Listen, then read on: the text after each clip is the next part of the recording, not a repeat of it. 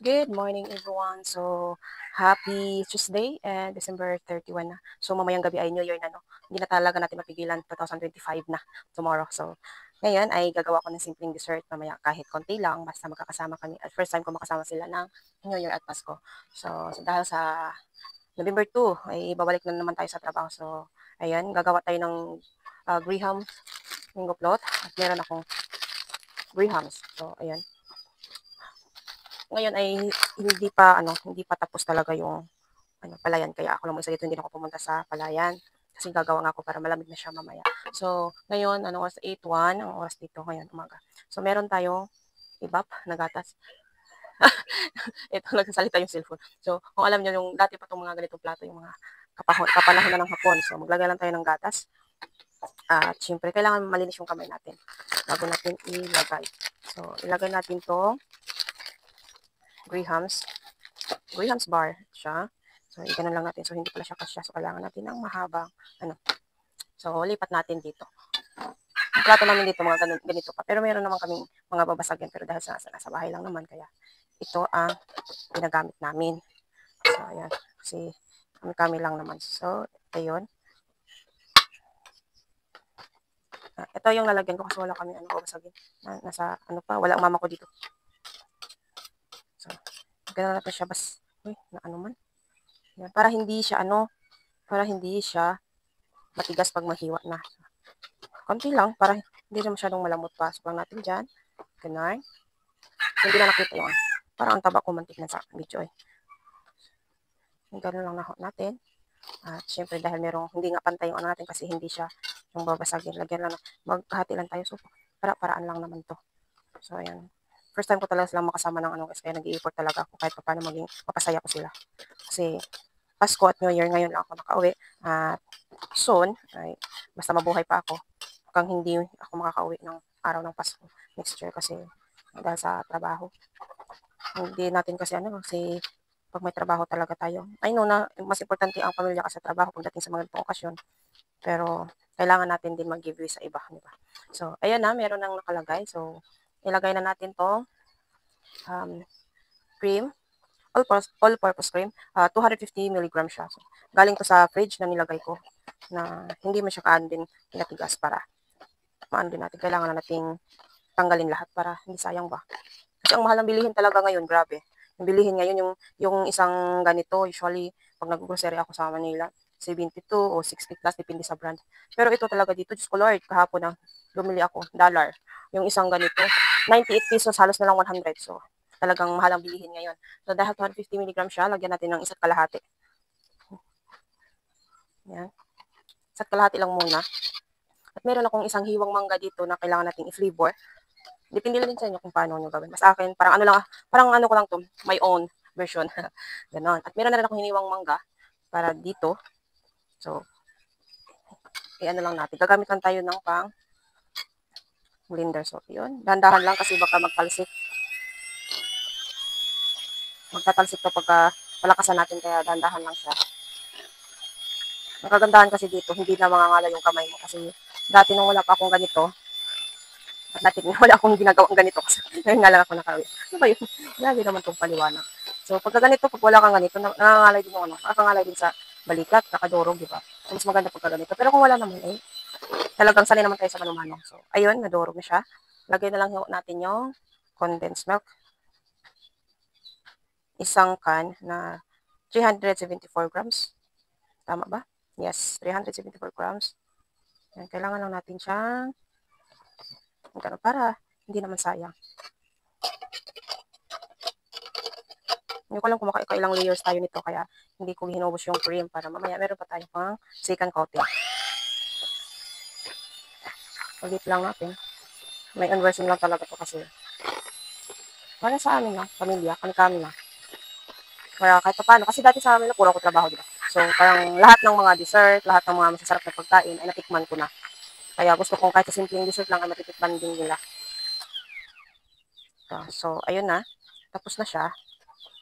Ay, kahit pa paano, makatikim din sila ng simpleng dessert pero masarap. Basta ako na, charot. Cheese! So, ayan, ilagay lang ko natin dito sa ginawa natin. ipatong na natin sa taas. Masarap to. Siyempre ako gumawa. Kasi yung ano niya, may flavor na siya na mango. Ganun lang natin. Spread lang. Partida English pa yun. Ganun. Tapos na natin siyang lagyan. Lagay natin tong mangga na hiniwa-hiwa natin siya ng maliit. Ay. Spread lang din natin para spread. Ano ba yun? Taka malagigis. Ay. Yan na. Yan ang lumabas sa bibig ko. Tiyah. Lumabas sa bibig kahit ano-ano na lang na English. Bahala kayo dyan. So, ayun. Tapos, lagyan natin siya ulit ng bar na grahams. So, second coating na to. Ulit, maglagay tayo ng gatas para hindi siya, paghiwa mamaya, pagka malamig na hindi siya matigas. So, ang ingay ng manok, ang sarap mo. So, dahil sa gilid, hindi pantay yung lalagyan natin, kailangan natin magdorog para mapantay. So, yun. Ay, nasobrahan.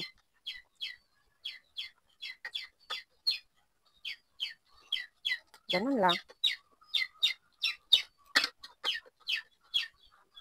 Yun.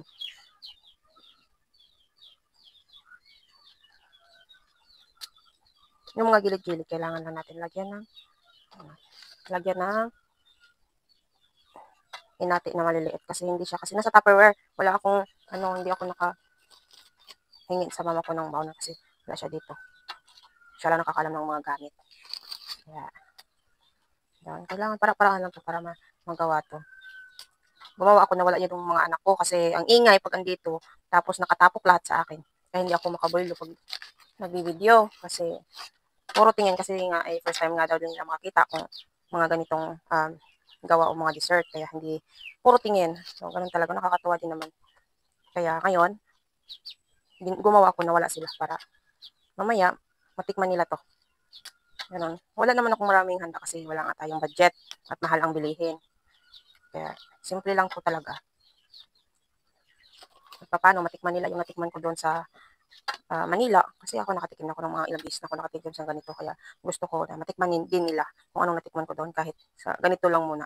Soon, pag meron tayong budget, yung mga yung mga ng mga dessert. May awa ang Diyos. Bigyan niya sa atin yun. Para basta magsipag lang tayong magtrabaho, magka-ipon. So, ayun. Lagyan natin ulit ng toppings. Ito na yung si Carolier. Ganyan lang natin. So, tinikman ko yung ginawa kong pang toppings. Ang sarap na. Kasi meron na siyang mango flavored na nilagay ko para sauce pa lang or yung pang toppings pa lang ay talagang mango na. Yun. Spread lang natin. Ganun. Hindi naman to pangbenta. Kaya ayaw kong tipirin. Para naman masarap. So, yun. Kuha tayo ulit ng gatas konti. Masarap na rin yung grahams bar kasi nilublog ko na siya sa ibap. So, talagang masarap na siya.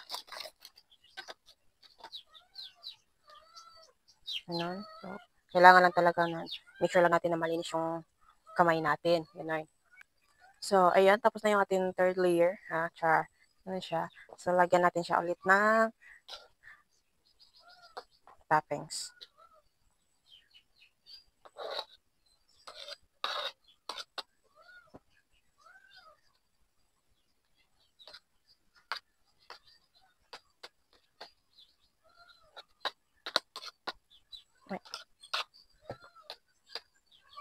Ganon. At yung mangga natin ginorog.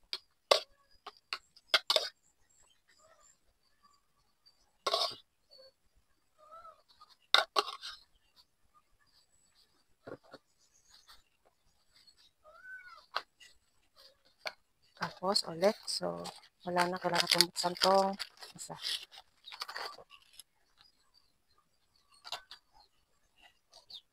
Gatas. Ulit-ulit lang to. Ano lang.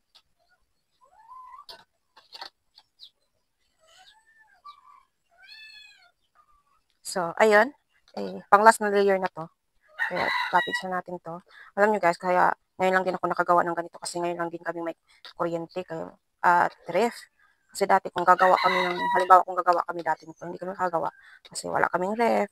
Kung gagawa nga kami ng lamaw yung buko, bibili nga lang kami ng bibili kami ng ice sa tindahan tapos ipasok lang namin sa balde para malamig yung lamaw namin. Kasi wala kaming kuryente. Ang tagal namin nagkaroon ng kuryente. Kailan lang. 1 year pa. Kaya ito na siya. So, lagyan lang natin siya ng toppings din. So, ayun. Nag-toppings lang din ako ng mangga. Punasan natin yung gilid kasi merong lumampas. So, punasan natin ng wipes. Na. At sa toppings naman, yung kailangan lang natin magdurog na lagyan natin pa ng toppings na grihan siya. Durogin lang natin siya. So, nakita. Ay, patay ng baso.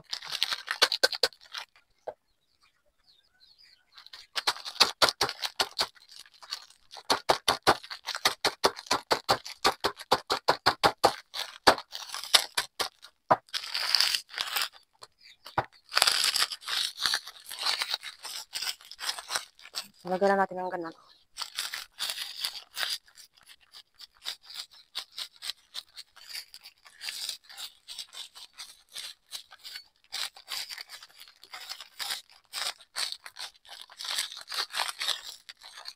Oh.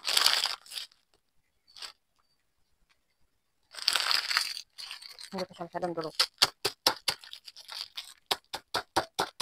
Na. Para-paraan. Tapos meron namang sabi, bakit walang ganito? Eh, syempre po, nasa bundok kami. Hindi naman po lahat ng nasa bundok ay kumpleto ng gamit. Ganun. Buti nga, may rep na kami ngayon. Maliit nga lang, pero at least meron. Meron na rin, kuryente. Hindi na makiki, sa ibang ref ba? Pasok siya. Ginaganon ko na siya. Oh, see? Simple lang. At makakadessert na yung pamilya mamaya. Yung mga anak, tatay ko, kapatid ko. Dito kami mamaya New Year sa bahay. So, yun. Yehey. Success. Ito siya. Pasok na natin siya sa ref.